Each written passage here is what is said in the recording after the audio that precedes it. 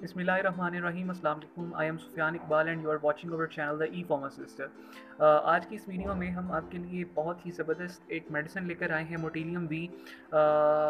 उम्मीद करता हूँ कि मैं ज़्यादा से ज़्यादा इन्फॉर्मेशन जो है, यूज़फुल इन्फॉर्मेशन, वो सिंपल वे में आप तक, अपने व्यूअर्स तक वो डिलीवर कर सकूँ।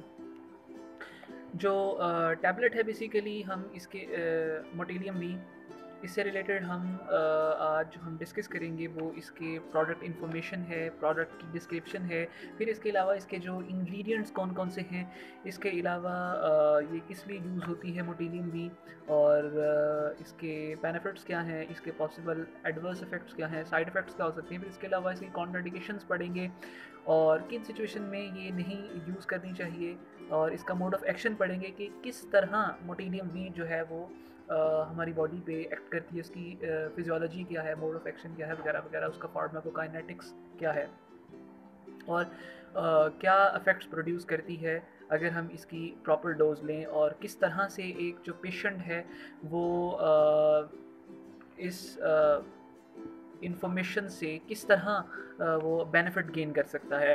सो स्टार्ट करते हैं प्रोडक्ट की डिस्क्रिप्शन से। जो मोटिलियम वी है, बेसिकली अगर इसकी फ़िज़िकल अपीयरेंस की बात करें तो ये वाइट कोटेड टैबलेट्स होती हैं। इसके अलावा इसका जो मेन एक्टिव फार्मास्यूटिकल इंग्रेडिएंट है, that is the domperidone. 10 milligram of domperidone इसका जो मेन इंग्रेडिएंट है, दैट इज़ द डोमपेराडोन। इसके अलावा कुछ एक्सीपिएंट्स होते हैं, उसमें लैक्टोज है, बहुत सारे एक्सीपिएंट्स हैं जिनको हम उनकी इतनी आप कह लें कि ज़रूरत नहीं है इस वीडियो में डिस्कस करने की। इसके अलावा ये यूज़ किस लिए होती है, दो मेन कंडीशंस हैं बॉडी की जिन में हम मोटिलियम भी यूज़ कर सकते हैं। एक है जी नौशिया और वॉमिटिंग के केस में, और दूसरा है गैस्ट्रोपैरासिस के केस में।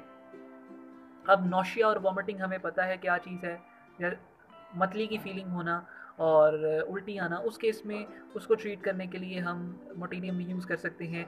इसके अलावा गैस्ट्रोपैरासिस बेसिकली ऐसी डिज़ीज़ होती है, एक ऐसा डिज़ीज़ तो नहीं कह सकते, एक ऐसा एबनॉर्मेलिटी है, डिसऑर्डर है बॉडी की, जिसमें हमारे गैस्ट्रो इंटेस्टाइनल ट्रैक्ट की जो पेरिस्टाल्टिक मूवमेंट्स हैं वो या तो ब्लॉक हो जाती हैं, या फिर उनकी फ्रीक्वेंसी में इंतहाई कमी आ जाती है। अब जो पेरिस्टाल्टिक मूवमेंट्स हैं, इनका रोल क्या है बॉडी में।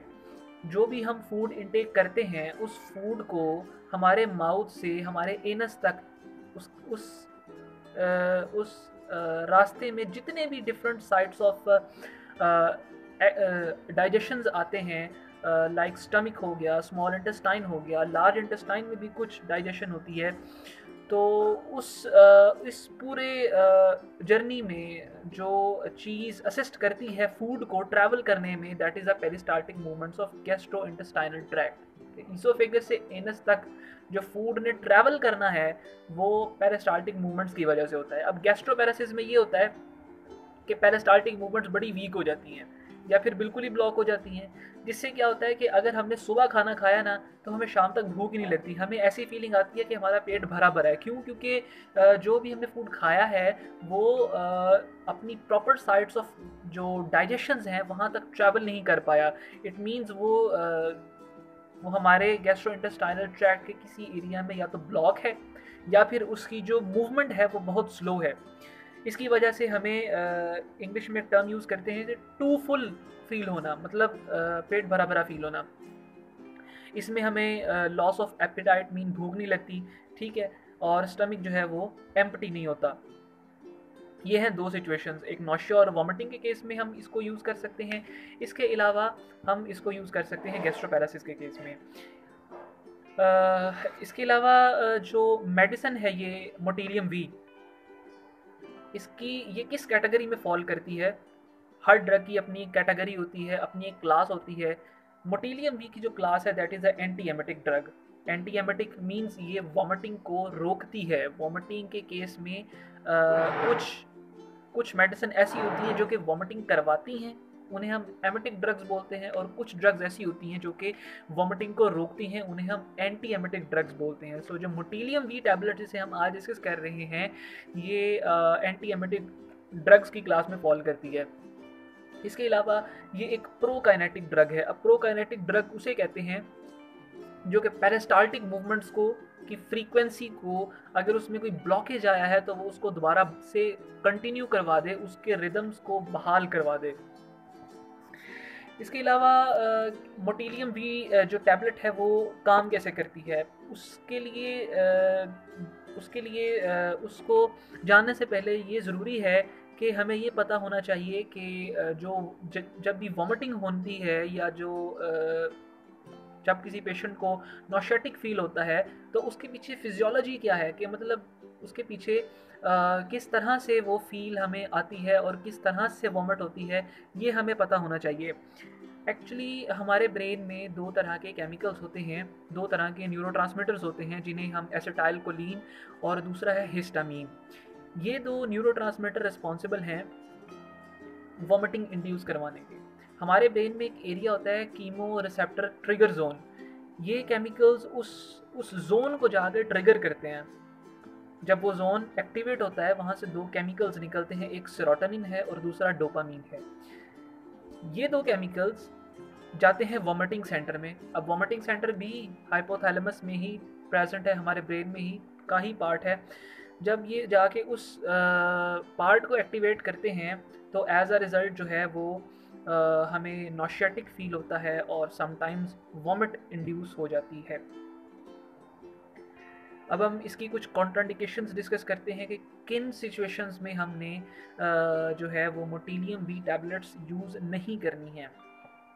उसमें हमारे पास है कि अगर तो आपका एबनॉर्मल हार्ट रेट है तो आपने उस केस में मोटिलियम बी टैबलेट्स इस्तेमाल नहीं करनी, और अगर इस्तेमाल करनी है तो पहले अपने किसी फार्मासिस्ट से या फिर डॉक्टर से या जो भी मेडिकल प्रैक्टिशनर है उससे आपने कंसल्ट लाजमी करना है। इसके अलावा जिस पेशेंट को एलर्जी है उसे हम नहीं रेकमेंड कर सकते। इसके अलावा अगर आपके बॉडी के किसी भी ग्लैंड पे लाइक पिट्यूटरी ग्लैंड पे अगर कोई ट्यूमर है तो उस केस में भी हमने अवॉइड करना है पेशेंट को रेकमेंड करने से। और अगर आपका गैस्ट्रोइंटेस्टाइनल ट्रैक्ट जो है उसमें कोई डैमेज आ गया है या फिर डिस्ट्रप्शन आ गई है उसकी मूवमेंट्स में, पेरिस्टाल्सिस में, तो उस केस में भी हमने अवॉइड करना है। फिर कुछ ड्रग्स ऐसी होती हैं, कुछ मेडिसिन ऐसी होती हैं जिनका जो फार्मास्यूटिकल इंग्रेडिएंट है वो कंपैटिबल नहीं होता मोटिलियम बी टैबलेट्स के साथ, कि अगर हम उसको उन मेडिसिन को यूज़ कर लें मोटिलियम बी के साथ तो उसका बॉडी पे एक एडवर्स इफेक्ट आता है, एक साइड इफेक्ट आता है। तो वो कौन सी हैं उनके मैं आपको एक्टिव फार्मास्यूटिकल इंग्रेडिएंट्स के नाम बता देता हूँ। उनमें हमारे पास है कीटोकोनाजोल है और वोरिकोनाजोल है और इट्रिकोनाजोल है। अगर ये एपीआई किसी भी ड्रग में प्रेजेंट हो तो वो ड्रग हम मोटिलियम बी के साथ इस्तेमाल नहीं कर सकते। फिर इसके अलावा कुछ जो हैं वो एंटीबायोटिक्स हैं। एंटीबायोटिक्स में हमारे पास जो हैं जो कि हम यूज़ नहीं कर सकते मोटिलियम बी के साथ, उनमें हमारे पास एरिथ्रोमाइसिन है, ठीक है, स्ट्रेप्टोमाइसिन है और क्लिथ्रोमाइसिन है और टेलिथ्रोमाइसिन है। ये हम एंटीबायोटिक्स मोटिलियम बी के साथ इस्तेमाल नहीं कर सकते। फिर कुछ कंडीशंस, कुछ बॉडी की फिजियोलॉजिकल कंडीशंस एबनॉर्मल ऐसी होती हैं कि जिनमें हम यूज़ तो कर सकते हैं लेकिन उसके लिए कुछ हमें एहतियात करने की ज़रूरत होती है।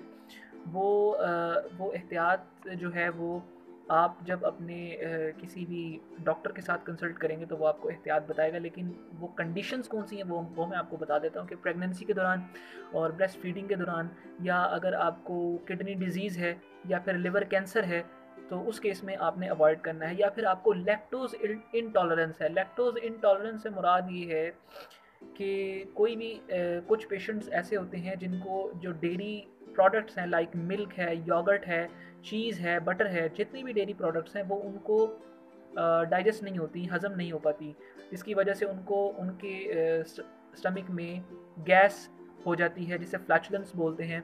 तो उस सिचुएशन में आपने पहले अपने जो है वो डॉक्टर से कंसल्ट करना है, उसके बाद डॉक्टर के मशवरे पे आपने इस्तेमाल करनी है या नहीं करनी वो आपको मुकम्मल तौर पर गाइड करेगा। अब इसकी डोज से मुतल्लिक कुछ जो है वो देख लेते हैं कि आपने कितनी डोज इसकी इस्तेमाल करनी है। नॉर्मली तो ये है कि वॉमिटिंग के केस में और नौशिया के केस में आपने खाने से तकरीबन कोई 20 मिनट पहले आपने जो है वो मोटिलियम बी की टैबलेट लेनी है। और आपने तकरीबन ये 1 वीक तक, नॉर्मली डॉक्टर यही रिकमेंड करते हैं कि 1 वीक तक आपने इसे कंटिन्यू रखना है। अब कुछ समटाइम्स ऐसा होता है कि ओवरडोज ले लेते हैं कुछ पेशेंट्स भूल के। अगर उन्होंने फॉर एग्जांपल खाने से 20 मिनट पहले ले ली है लेकिन उनको याद नहीं रहा, उन्होंने दोबारा ले ली मेडिसिन, तो उस केस में क्या होगा कि कुछ बॉडी पे एडवर्स इफेक्ट्स हो सकते हैं। उनमें एजिटेशन है, सीजर्स आ सकते हैं, इसके अलावा ड्राउजीनेस फील हो सकती है, कंफ्यूज मतलब वो रह सकते हैं कुछ पीरियड के लिए। लेकिन ये जितनी भी ओवरडोज की जितनी भी कंडीशंस हैं ये खुद ही टाइम के साथ खुद ही ठीक हो जाती हैं कुछ पीरियड के बाद। और इसके अलावा कुछ साइड इफ़ेक्ट्स हो सकते हैं।